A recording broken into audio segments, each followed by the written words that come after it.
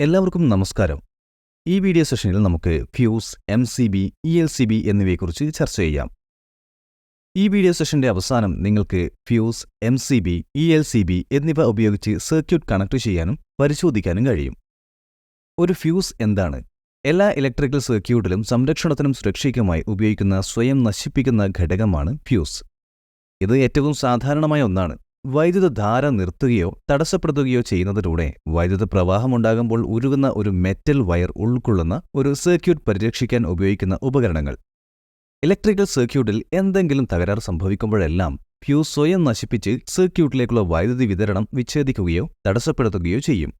ഒരു ഫ്യൂസ് എന്നത് വളരെ കുറഞ്ഞ ദ്രവണാങ്കമുള്ള പദാർത്ഥം കൊണ്ട് നിർമ്മിച്ച വയർ കഷ്ണമാണ്. അത് കറന്റ് മൂലമുള്ള താപനില അതിന്റെ ദ്രവണാങ്കത്തിൽ എത്തുമ്പോൾ തന്നെ ഉരുകുന്നു. 10 മുതൽ 12 വരെയുള്ള നൂറ്റാണ്ടുകളിൽ ചൈനക്കാരാണ് ഫ്യൂസുകൾ ആദ്യമായി ഉപയോഗിച്ചത്. സാധാരണയായി വൈദ്യുത സർക്യൂട്ടുകളിൽ ഒരു തകരാർ സംഭവിക്കുന്നത് നിലവിലെ അല്ലെങ്കിൽ ഷോർട്ട് സർക്യൂട്ട് കറന്റ് ഓവർഫ്ലോ മൂലമാണ്. സർക്യൂട്ട്, ഷോർട്ട് സർക്യൂട്ടുകൾ, ഗ്രൗണ്ട് തകരാറുകൾ, ആർക്ക് തകരാറുകൾ എന്നിവ ഓവർലോഡ് ചെയ്യുന്നത് ഉപകരണങ്ങൾ മുതലായവയ്ക്ക് കേടുപാടുകൾ വരുത്തിയേക്കാവുന്ന ഓവർ കറന്റിലേക്ക് നയിച്ചേക്കാം. ഈ സമയത്ത് ഫ്യൂസ് തന്നെ സർക്യൂട്ട് വിച്ഛേദിക്കുകയും മറ്റ് സർക്യൂട്ടുകളിലേക്ക് ഓവർഫ്ലോ കറന്റ് നിർത്തുകയും ചെയ്യും. ഫ്യൂസുകൾ ഉപയോഗിക്കുന്നതിന്റെ പ്രയോജനങ്ങൾ.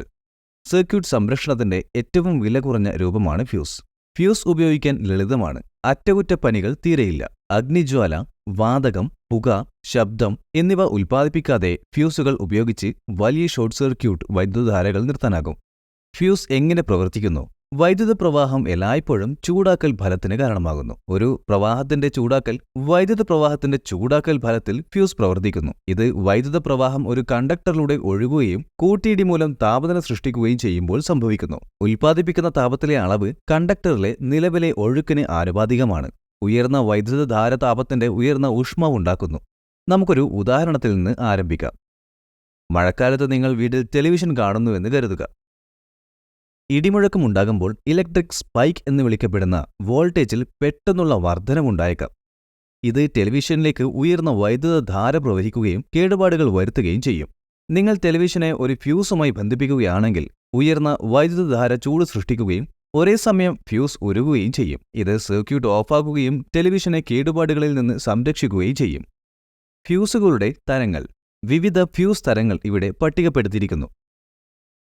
DC ഫ്യൂസുകൾ, AC ഫ്യൂസുകൾ, കാട്രിഡ്ജ് ഫ്യൂസുകൾ, ഉയർന്ന വോൾട്ടേജ് ഫ്യൂസുകൾ, താപ ഫ്യൂസുകൾ, ഓട്ടോമോട്ടീവ് ബ്ലേഡ് ഫ്യൂസുകൾ അല്ലെങ്കിൽ ബോൾട്ട് ചെയ്ത തരം ഫ്യൂസുകൾ, D-ടൈപ്പ് കാട്രിഡ്ജ് ഫ്യൂസ് അല്ലെങ്കിൽ D-ടൈപ്പ് ഫ്യൂസ്, റീവയർ ചെയ്യാവുന്ന ഫ്യൂസ്, പുനഃസ്ഥാപിക്കാവുന്ന ഫ്യൂസുകൾ, HRC അല്ലെങ്കിൽ ഉയർന്ന പൊട്ടൻഷ്യൽ ശേഷി ഫ്യൂസ് അല്ലെങ്കിൽ ലിങ്ക് തരം കാട്രിഡ്ജ് ഫ്യൂസ്, കുറഞ്ഞ വോൾട്ടേജ് ഫ്യൂസുകൾ, കാട്രിഡ്ജ് ഫ്യൂസുകൾ, ഡ്രോപ്പ് ഔട്ട് ഫ്യൂസുകൾ. ഒരു സർക്യൂട്ടിൽ ഫ്യൂസ് എങ്ങനെ ബന്ധിപ്പിച്ചിരിക്കുന്നു? ഫ്യൂസുകൾ സാധാരണയായി ലൈവ് വയറുകൾ ഉപയോഗിച്ച് സീരീസിലാണ് വയർ ചെയ്യുന്നത്. അതിനാൽ കണക്ട് ചെയ്ത ഏതെങ്കിലും വഴിയിലൂടെ കടന്നുപോകുന്നതിന് മുൻപ് അവയിലൂടെ കറണ്ട് ഒഴുകുന്നു. ഉപകരണങ്ങൾ. നിലവിലെ ഒഴുക്കിനോട് ഫ്യൂസുകൾ സെൻസിറ്റീവാണ്. അതിനാൽ ഏത് ഫ്യൂസിലും നിലവിലെ പ്രവാഹത്തിന്റെ പാതയിൽ മാത്രമേ ബന്ധിപ്പിക്കാൻ കഴിയൂ. സർക്യൂട്ടിൽ ഘടിപ്പിച്ചിട്ടുള്ള വൈദ്യുത ഉപകരണങ്ങളെ സംരക്ഷിക്കുന്നതിനായി ഉയർന്ന കറണ്ട് ഫ്ലോ അല്ലെങ്കിൽ ഷോർട്ട് സർക്യൂട്ട് അവസ്ഥകളിൽ ഫ്യൂസിലൂടെ കറണ്ട് ഒഴുകുന്നു. ഈ ഷോർട്ട് സർക്യൂട്ട് കറണ്ട് ഉയർന്ന അളവിൽ ചൂടുണ്ടാക്കുകയും ഫ്യൂസ് ഓഫാക്കുകയും ചെയ്യും. ലൈവ് വയറുമായി സമാന്തരമായി ഫ്യൂസ് ബന്ധിപ്പിച്ചിട്ടുണ്ടെങ്കിൽ സർക്യൂട്ടിൽ എന്തെങ്കിലും തകരാർ സംഭവിച്ചാൽ ഫ്യൂസിലൂടെയും വീട്ട് ഉപകരണങ്ങളിലൂടെയും ഒരേ സമയം വലിയ അളവിൽ കറണ്ട് ഒഴുകും. ഇത് വീട്ട് ഉപകരണങ്ങൾക്ക് കേടുവരുത്തും. ഫ്യൂസ് മൂലകങ്ങൾക്കായി ഉപയോഗിക്കുന്ന മെറ്റീരിയൽസിന് ഇനി പറയുന്ന ഗുണങ്ങൾ ഉണ്ടായിരിക്കണം. കുറഞ്ഞ ദ്രവണാങ്കം, കുറഞ്ഞ ഓമിക് നഷ്ടം, ഉയർന്ന ചാലകത അല്ലെങ്കിൽ കുറഞ്ഞ പ്രതിരോധം, കുറഞ്ഞ വില, അപചയത്തിൽ നിന്ന് മുക്തം. ദ്രവണാങ്കം കുറവായതിനാൽ ലയിപ്പിച്ച കമ്പിയിൽ ലെഡിന്റെയും ടിന്നിന്റെയും അലോയ്ഡ് ഉപയോഗിക്കുന്നു. താഴെ പറയുന്ന ഗുണങ്ങളുള്ളതിനാൽ ഉയർന്ന വില ഉണ്ടായിട്ടും ഒരു ഫ്യൂസ് എലമെന്റ് മെറ്റീരിയലായി വെള്ളി ഉപയോഗിക്കുന്നത് ശുപാർശ ചെയ്യുന്നു. ഇത് ഓക്സിഡൈഡ് ചെയ്യപ്പെടുന്നില്ല. ഓക്സൈഡ് അസ്ഥിരമാണ്.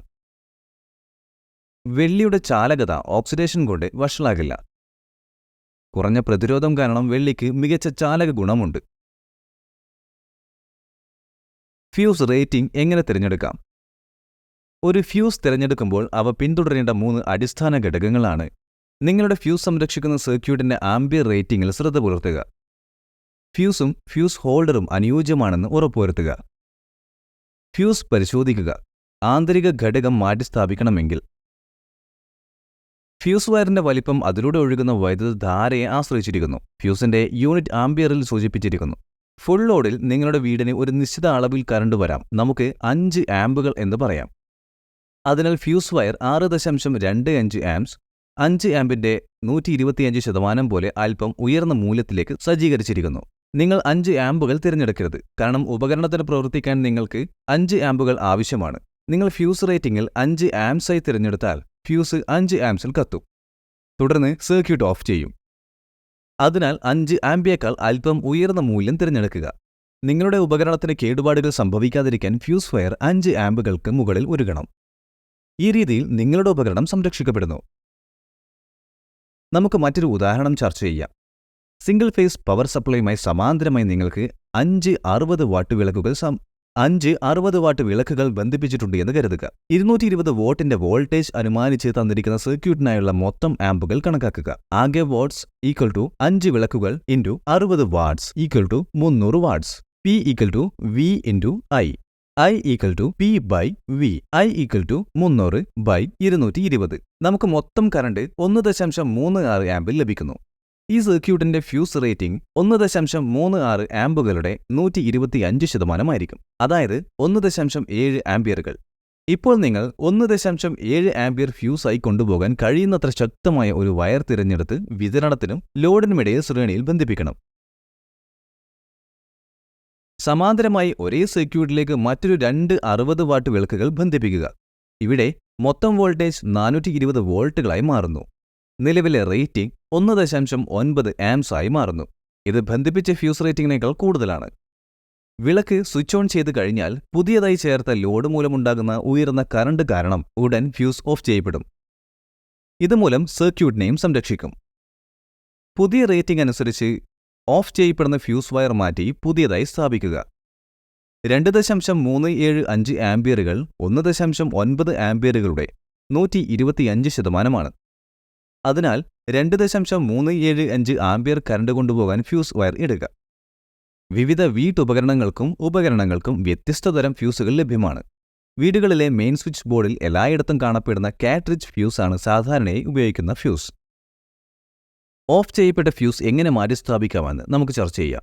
ആദ്യം ഉപഭോക്തൃ യൂണിറ്റ് സ്വിച്ച് ഓഫ് ആണെന്ന് ഉറപ്പാക്കുക. ഫ്യൂസ് കാരിയറിന്റെ മുകളിലും താഴെയുമുള്ള 2 സ്ക്രൂ ടെർമിനലുകളിൽ ഫ്യൂസ് വയർ പിടിപ്പിച്ചിരിക്കുന്നു. ഈ ടെർമിനലുകൾ അഴിക്കുക, പക്ഷേ സ്ക്രൂകൾ നീക്കം ചെയ്യരുത്. എന്നിട്ട് ഓഫായി ഫ്യൂസ് വയർ ഹോൾഡറിൽ നിന്ന് നീക്കം ചെയ്യുക. ശരിയായ റേറ്റിംഗ് ഉള്ള ഒരു ഫ്യൂസ് വയർ തിരഞ്ഞെടുക്കുക.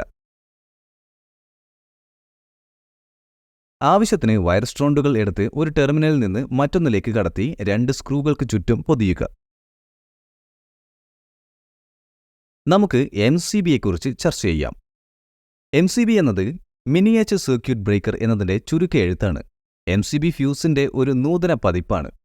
അവയുടെ മികച്ച സവിശേഷതകൾ കാരണം MCBകൾ കൂടുതലായി ഫ്യൂസുകൾ മാറ്റിസ്ഥാപിക്കുന്നു. സർക്യൂട്ടിലൂടെ അമിതമായ കറണ്ട് പ്രവഹിക്കുമ്പോൾ സ്വയം തുറക്കുന്ന സ്വിച്ചാണ് MCB. ഫ്യൂസ് പോലെയുള്ള മാനുവൽ റീപ്ലേസ്മെന്റ് ഇല്ലാതെ തന്നെ ഇത് റീക്ലോസ് ചെയ്യാവുന്നതാണ്. മറ്റൊരു വാക്കിൽ MCB മിനിയേച്ചർ സർക്യൂട്ട് ബ്രേക്കർ ഒരു വൈദ്യുത കാന്തിക ഉപകരണമാണ്. അത് വാർത്തെടുത്ത ഇൻസുലേറ്റിംഗ് മെറ്റീരിയലിൽ ഉൾക്കൊള്ളുന്നു. MCBയുടെ പ്രധാന പ്രവർത്തനം വൈദ്യുത വിതരണത്തിൽ നിന്ന് സർക്യൂട്ട് സ്വയമേ വിച്ഛേദിക്കുക എന്നതാണ്. ഒരു ഫ്യൂസിന്റെ കാര്യത്തിൽ ഒരു തകരാറുള്ള അവസ്ഥയിൽ ഒരിക്കൽ അത് പ്രവർത്തിച്ചു കഴിഞ്ഞാൽ അത് മാറ്റി സ്ഥാപിക്കുകയോ റീവയർ ചെയ്യുകയോ വേണം. എന്നാൽ MCBയിൽ പകരം വയ്ക്കുകയോ റീവയറിംഗ് നടത്തുകയോ ചെയ്യില്ല. മിക്കയിടത്തും ഫ്യൂസുകൾക്ക് പകരമായി MCBകൾ ഉപയോഗിക്കുന്നതിന്റെ പ്രധാന കാരണം ഇതാണ്. കൂടാതെ സർക്യൂട്ടിൽ ഒരു തകരാറുണ്ടാകുമ്പോഴെല്ലാം MCBയിലെ സ്വിച്ചുകൾ സ്വയമേവ ഷട്ട്ഡൗൺ ആകുകയും ഉപകരണത്തിന്റെ തകരാർ എളുപ്പത്തിൽ കണ്ടെത്തുകയും ചെയ്യും. ഫ്യൂസിനേക്കാൾ MCBയുടെ ഗുണങ്ങളെക്കുറിച്ച് നമുക്ക് ചർച്ച ചെയ്യാം. ഒരു MCB വളരെ ലളിതവും ഉപയോഗിക്കാൻ എളുപ്പവുമാണ്. പൊതുവെ നന്നാക്കിയിട്ടില്ല. MCB ഫ്യൂസിനേക്കാൾ current സെൻസിറ്റീവാണ്. വൈദ്യുത പ്രവാഹത്തിൽ എന്തെങ്കിലും അസ്വാഭാവികത തിരിച്ചറിഞ്ഞാൽ വൈദ്യുത സർക്യൂട്ട് യാന്ത്രികമായി ഓഫാക്കും. ഷോർട്ട് സർക്യൂട്ടുകളിൽ ഫ്യൂസിനേക്കാൾ വേഗത്തിൽ അവ പ്രവർത്തിക്കുന്നു. ഇതിലും മികച്ച ഓവർലോഡ് പരിരക്ഷ വാഗ്ദാനം ചെയ്യുക ഫ്യൂസുകൾ.